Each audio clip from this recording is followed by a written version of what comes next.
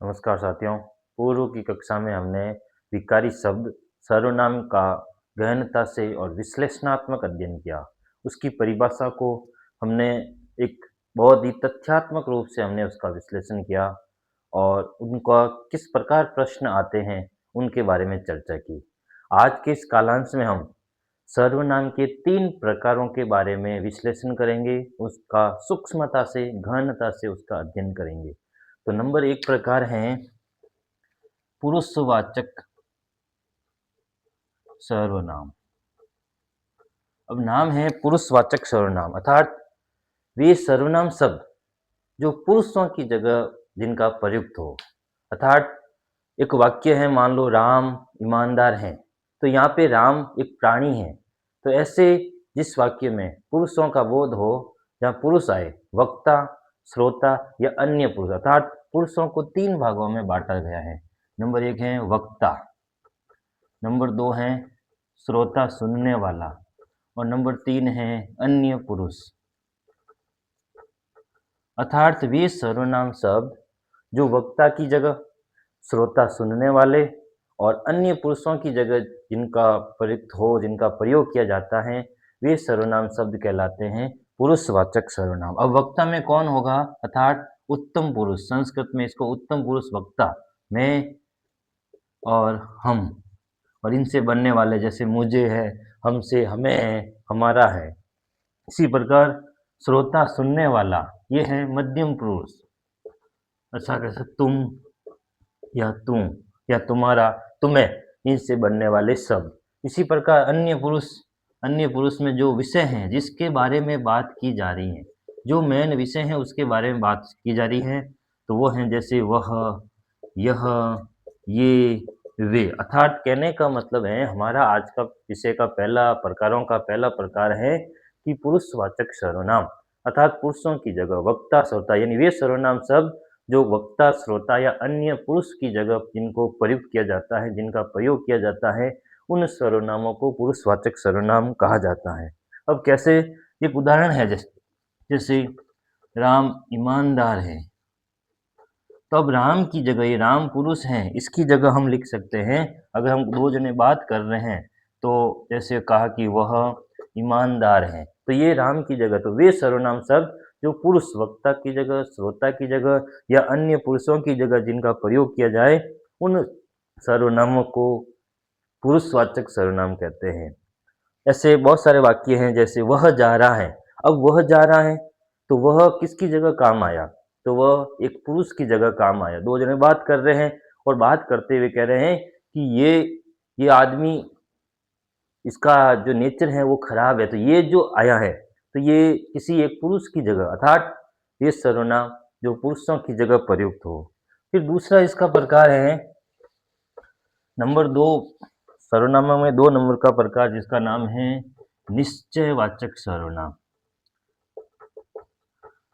अब नाम क्या है कि निश्चय, अर्थात वे सर्वनाम शब्द जो संज्ञा की निश्चितता का बोध करवाते हैं, निश्चितता का जो बोध करवाते हैं, उन सर्वनाम शब्दों को निश्चयवाचक सर्वनाम, अर्थात उसकी निश्चितता, पक्का ये हो जाए कि भी हाँ यही है। जैसे इसमें सर्वनाम के जो मूल जो रूप कौन कौन से हैं, तो ये इसमें भी यही होगा, यह, ये, वह या वे। अर्थात इसमें भी इनका प्रयोग होता है और निश्चयवाचक में भी यह, वह, ये, वे का प्रयोग दोनों में होता है। लेकिन दोनों में भिन्नता क्या है, ये हमें समझने की बहुत आवश्यकता है।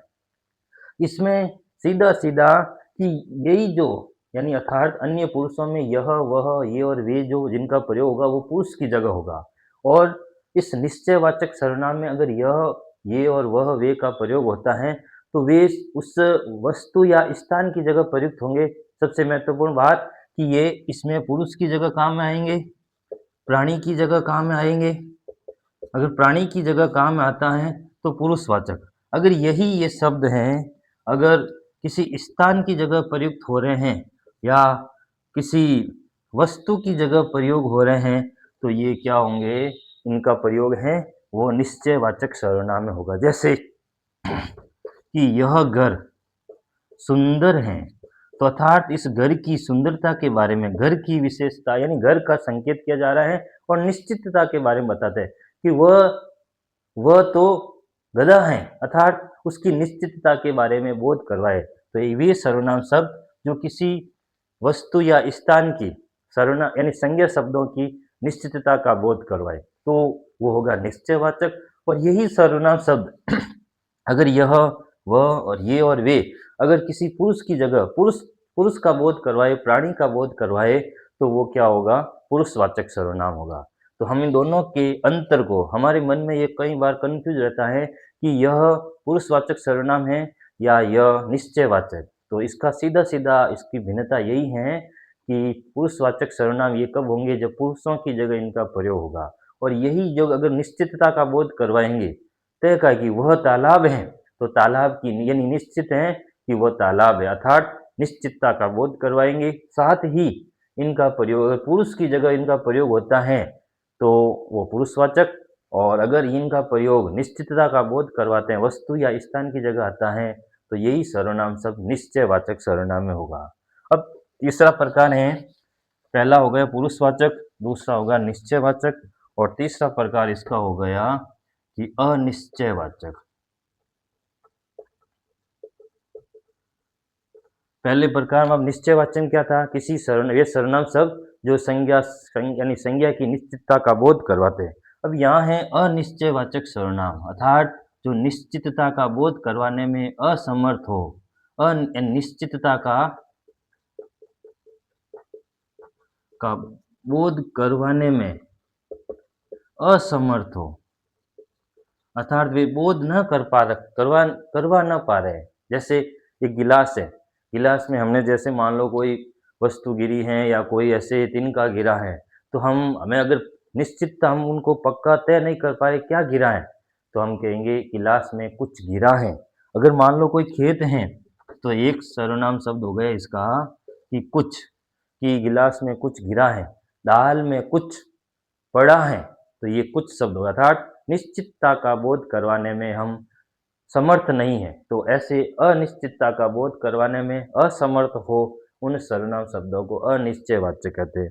एक और शब्द है, जैसे कोई, हम मान लो घर पे खड़े हैं, दूर हमारा खेत है और खेत में हमें कोई नजर आ रहा है, तो हम सीधा सीधा कहेंगे कोई आ रहा है। कोई खेत में कोई खड़ा है, अब कौन खड़ा है हम उसको तय नहीं कर पाए, अर्थात हमारी दूरी है, हम दूर खड़े हैं, हम उसको ये तय नहीं कर पा रहे कि आखिर वो है कौन, तो हम कोई का प्रयोग करेंगे। तो कोई और ये कुछ, ये दोनों सर्वनाम शब्द अनिश्चितता का बोध करवाते हैं, तो इन दोनों सर्वनामों को कहेंगे अनिश्चयवाचक सर्वनाम। तो आज के इस कालांश में हमने सर्वनाम के 3 प्रकारों के बारे में चर्चा की। नंबर 1 पुरुषवाचक सर्वनाम, निश्चयवाचक सर्वनाम और अनिश्चयवाचक सर्वनाम। पुरुषवाचक सर्वनाम जो वक्ता, श्रोता या अन्य पुरुषों की जगह प्रयुक्त होते हैं, उत्तम पुरुष, मध्यम पुरुष और अन्य पुरुष। फिर निश्चयवाचक सर्वनाम जो निश्चितता का बोध करवाते हैं, वे सर्वनाम शब्द जो निश्चितता का बोध करवाते हैं, जिसमें यह, वह, ये और वे ये सर्वनाम आएंगे। पुरुषवाचक में भी अन्य पुरुष में इनका प्रयोग होता है, लेकिन यहाँ वो पुरुषों की जगह प्रयुक्त होंगे और निश्चयवाचक में वो वस्तु या स्थान की जगह प्रयोग होंगे या उनमें निश्चितता का बोध होगा। साथ ही तीसरा प्रकार है